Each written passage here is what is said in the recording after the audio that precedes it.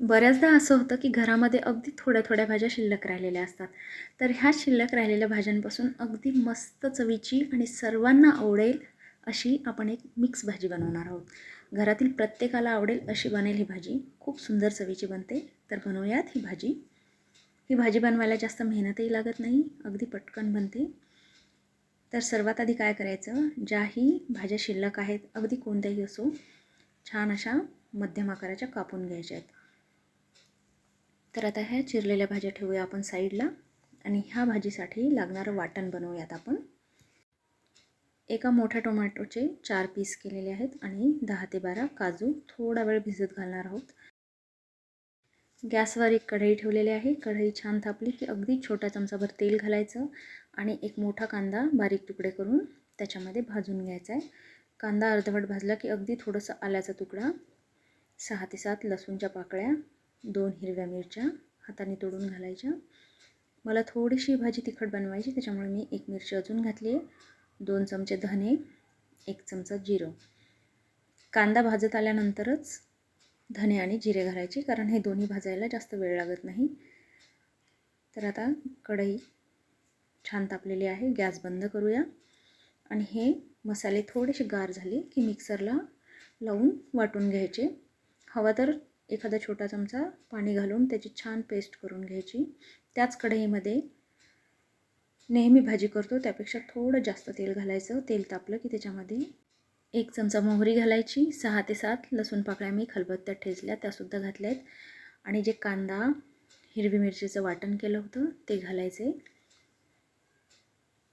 आता गॅस मध्यम ठेवायचा आहे.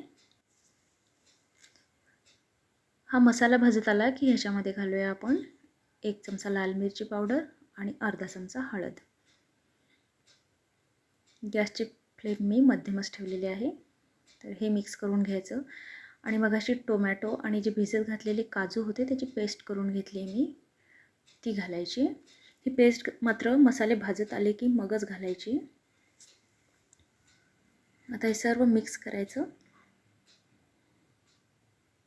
लगेच एखाद्या मिनटात ह्याला असं तेल सुटायला लागेल त्यावेळी चवीनुसार मीठ घालायचं. आता इथे अगदी अर्धा चमचा गरम मसाला घातला आहे. तुम्हाला आवडत असल्यास घाला आणि नाही घातला तरीही चालतो. काजू आणि टोमॅटोची पेस्ट घातल्यानंतर साधारणपणे एखाद्या मिनटातच ह्या मसाल्याला असं तेल सुटायला लागेल.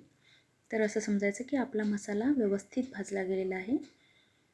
आता इथे मी मिक्सरच्या भांड्यामध्ये थोडंसं पाणी घालून ते घातले.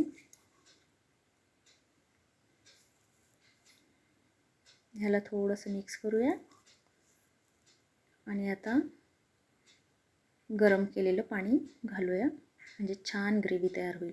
शक्यतो गरम पाण्याचाच वापर करायचा, म्हणजे ह्या ग्रेव्हीची चव छान येईल. तर आता ग्रेव्ही ठेवूया साईडच्या गॅसवर आणि ज्या आपण भाज्या मगाशी चिरून ठेवल्या होत्या त्या दुसऱ्या भांड्यामध्ये शिजवून घेऊया. तर एका पॅनमध्ये अगदी थोडंसं तेल घालायचं. तेल तापलं की थोडीशी मोहरी, जिरं घालायचं आणि एक एक करून सर्व भाज्या घालायच्या त्याच्यामध्ये. तुम्हाला ज्याही भाज्या आवडत असतील त्या घातल्या तरी चालतात.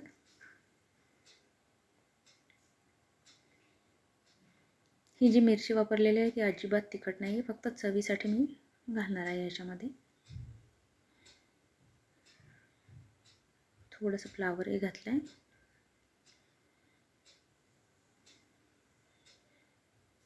भाज्या छान तेलावर 2 ते 3 मिनिट परतायच्या आणि मग ही जी आपण ग्रेव्ही बनवली होती ती ह्या पॅनमध्ये घालायची. आता गॅस मध्यम करायचा आणि छान भाजी शिजू द्यायची.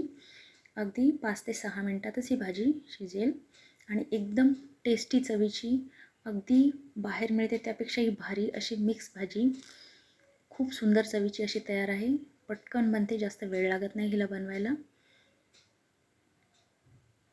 अगदी ज्यांना भाज्या खायला आवडत नाही ते सुद्धा आवडीने खातील एवढी सुंदर बनते. माझ्याकडे एक उकडलेला बटाटा होता, तो सुद्धा मी याच्यामध्ये घातला आहे.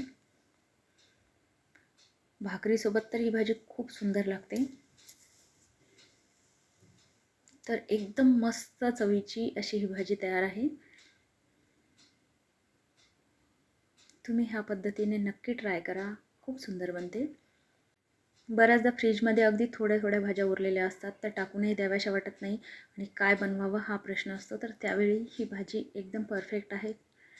अगदी हॉटेलमध्ये जी मिक्स भाजी मिळते त्यापेक्षाही भारी लागते, खूप सुंदर चवीची बनते. तर नक्की ट्राय करा. तुम्हाला ही भाजी नक्कीच आवडेल आणि तुमची भाजी कशी बनली हे मला कमेंट करून सांगायला विसरू नका. धन्यवाद.